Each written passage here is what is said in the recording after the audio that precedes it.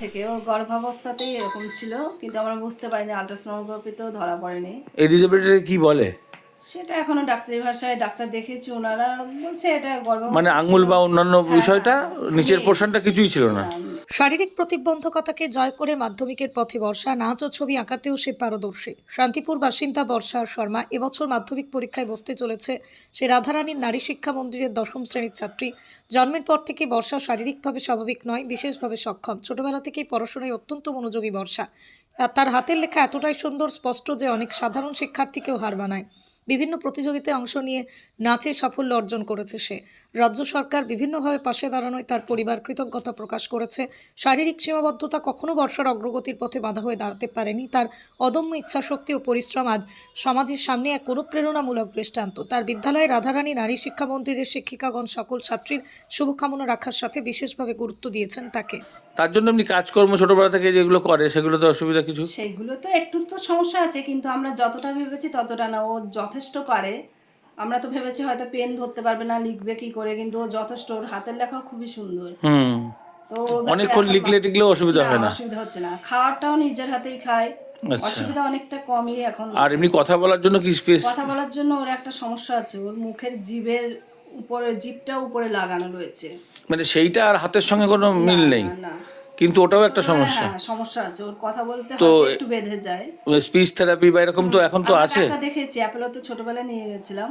তো ওরা বলছে এত ছোটবেলায় অপারেশন করা যাবে না, ওই জিনিসটা অসুবিধা একটু বড় হলে তারপরে দেখতে হবে। আর প্রাইমারি স্কুল কোথায় যেখানে পড়তো সেখানে তো সর্বশিক্ষা অভিযানের এবং স্পিচ থেরাপি টেরাপি আছে তো, তো সেরকম কখনো দেওয়া হয়েছিল? না না। আচ্ছা। আর এমনি প্রাইভেট টিউটর আছে ওর? আছে, ওর বাবাও দেখায়, প্রাইভেট টিউটর আছে, বাবাও ওর কাছে। পড়াশোনা বলতে মানে ওর সচেতন খুবই নাকি? হ্যাঁ হ্যাঁ। মানে বলতে টলতে হয় অন্য বাচ্চাদের যেমন অনেক না সময় না না, ও সারাক্ষণ পড়া নিয়েই থাকে। আচ্ছা। ও নাচতে ভালোবাসে, নাচটা শেখাতাম। তারপরে ছবি আঁকতেও ভালোবাসে, নিজে থেকে ছবি আঁকাগুলো করে। অফ টাইমে ছবি আঁকে, নাচ শেখে, তারপরে পড়াশোনার মধ্যেই থাকে। তো মোটামুটি প্রস্তুতি কেমন হয়েছে? প্রস্তুতি এই বছরটাও নার্ভাস ফিল করছে, এখনো বোঝা যাচ্ছে না। বাবা কি কাজ করে? বাবার হ্যান্ডলুম আছে, তাঁতের কারখানা রয়েছে। আর আপনি আমি হাউস house ওয়াইফ? wife। তো সব মানে পড়াই কে? আপনি পড়ান বাবা? না, ওর বাবাই পড়ায়। ছোট থাকতে আমি পড়াতাম, এখন ওর বাবাই পড়ায়। আর এমনি স্কুল থেকে কেমন হেল্প পান? স্কুল থেকে তো ম্যাডামরাও যথেষ্ট ওর প্রতি সচেতন। স্কুল থেকে যথেষ্ট ওকে গাইড করে ম্যাডামরা। আচ্ছা। অসুবিধা নেই ওদিকে কিছু। কয় ছেলে মেয়ে আপনার? আমার 2 মেয়ে। বড় পরীক্ষা দিচ্ছে, কি নাম ওর? ওর বর্ষা শর্মা। আর ছোটটা? ছোটটা ঐশ্বর্য শর্মা, ও 4 বছর এখন। আচ্ছা।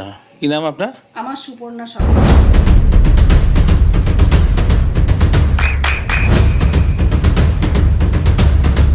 বৃষ্টিতেই স্বস্তি। বৃষ্টি অ্যাকোয়া বিশুদ্ধ পানীয় জল। ভেনু পড়েছে। আর কি ব্যাপার? মাধ্যমিক পরীক্ষা 2026 2 তারিখ থেকে শুরু হচ্ছে। আমাদের টোটাল ছাত্রী সংখ্যা হচ্ছে এবছর দিচ্ছে 353 জন। তার মধ্যে স্পেশাল চাইল্ড কেউ আছে? স্পেশাল একজন আছে, স্পেশাল চাইল্ড বর্ষা শর্মা বলে একটি বাচ্চা।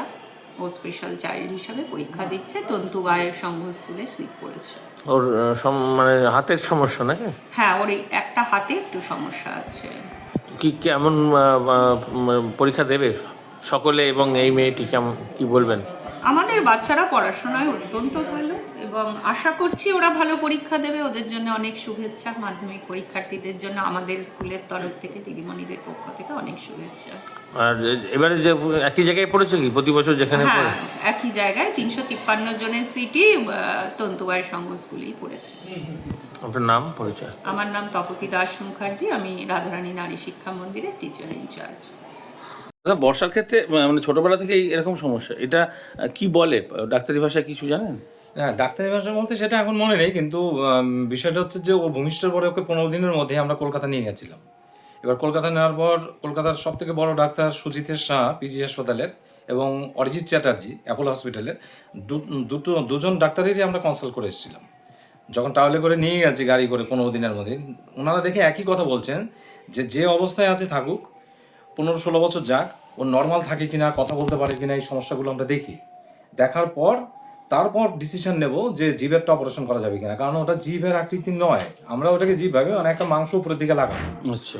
এখন এটাকে যদি তারা বলছেন যে যদি এখনই আমরা পারি, আমাদের 1 ঘন্টার ব্যাপার না, আমরা যদি এটাকে কাটাছেড়া করে নামিয়ে নিয়ে আসি, দেখা গেলো পেছন দিকে এটা রিফ্লেক্ট হয়ে গেল। আচ্ছা। সেখানে সেখানে পেশেন্টের অন্য কিছু বিপদ হতে পারে। জীবের সঙ্গে হাতের সঙ্গে কোনো সম্পর্ক নেই, সেটা সম্পর্ক নেই। এখন কি ভেতরে ইন্টারনাল ব্যাপার তো আমরা বলতে পারবো না সেখানে। আচ্ছা, মানে হাতেও একটা ওরকম মানে আঙুল টাঙুল বিহীন ভাবেই হ্যাঁ ও ভূমিষ্ঠ হয়েছিল। হ্যাঁ, কিন্তু সব থেকে অবাকের বিষয় যে এইটা ও লিখতে পারবে কিনা এটাও আমাদের বড় একটা চিন্তা ছিল, বা সারা জীবন এইটাই ভেবেছিলাম যে হয়তো এইভাবেই থাকবে।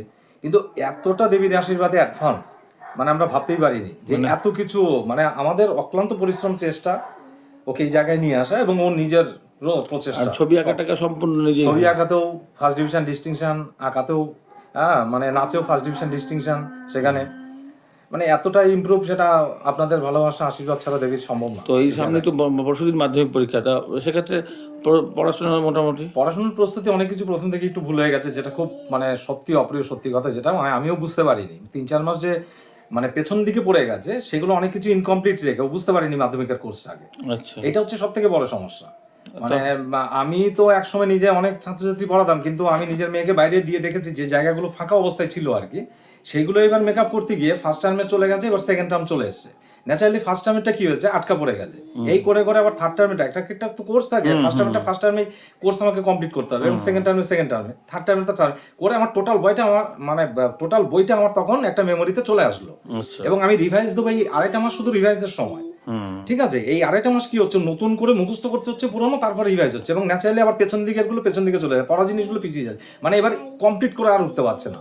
যাই হোক, আপনাদের আশীর্বাদে এই অবস্থাতেই। তবু তো ম্যাডাম খুব আশাবাদী বললেন ওনাদের। হ্যাঁ, তো কিন্তু সত্যি বলছি, নিজের মেয়ে বলে বলছি না, যে ফার্স্ট ডিভিশন পাওয়াটা ওর কাছে একটা নস্যি, এটা মাধ্যমিকের কোর্সটা ওর কাছে। তবু হাতের মানে এরকম অবস্থা থাকা সত্ত্বেও ও স্টার্ট থেকে ছাড়িয়েও মানে ভালো পজিশনে যাওয়ার, কিন্তু এতটা ইনকমপ্লিট রেখে যাচ্ছে সেটা আমি জানি। এখন যা ঢুকে দেখতে পাচ্ছি এতটা ইনকমপ্লিট, এখন কি করবে সেটা আমি জানি না। সরকারি এমনি অন্যান্য সহযোগিতা যেটা মানবিক পেনশন বা ওরকম পায়, সেগুলো গভর্নমেন্টের যথেষ্ট, মমতা ব্যানার্জি সরকারের তো তুলনাই নেই, মানে উনি যথেষ্ট মানে আমাদের প্রচন্ড হেল্প করা বা সমস্ত কিছু সব জায়গাগুলো করেন সেখানে। এরপরে কি ইচ্ছা আছে পড়াশোনা মাধ্যমিক হয়ে যাওয়ার পরে? ইচ্ছা আছে, মাধ্যমিকটা হোক আগে দাদা, আমি চাইছি পাস করুক, তারপর তো ম্যাডামও বলেন, হেডমিস্টার এত ভালো তপতি ম্যাডাম রাধানী স্কুলের মানে তুলনা হয় না। উনি তো বলছেন যে আমরা প্রতি মুহূর্ত যেমন আছি, আমরা উচ্চ মাধ্যমিকে দেখবো ওকে যতটা কাট করবো, যে ভুলভ্রান্তিগুলো হচ্ছে সমস্ত কিছু আমরা সবাই পাশে আছি, আপনি ও চেষ্টা করে যান আগামী দিনে।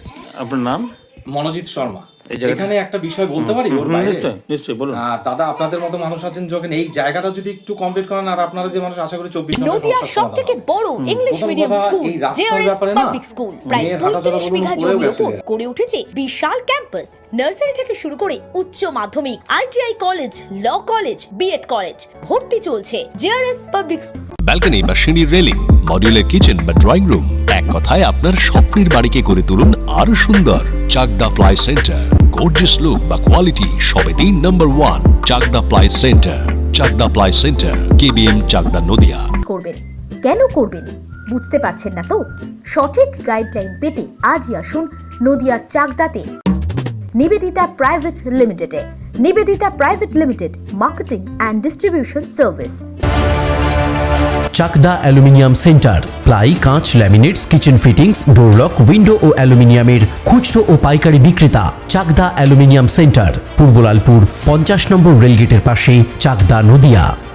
হোমওয়ার্কটা করেছো? হ্যাঁ স্যার। এ বাবা, ভুল করেছো কেন? চোখে কেমন ঝাপসা দেখছি, লিখতে আর পড়তে খুব সমস্যা হচ্ছে।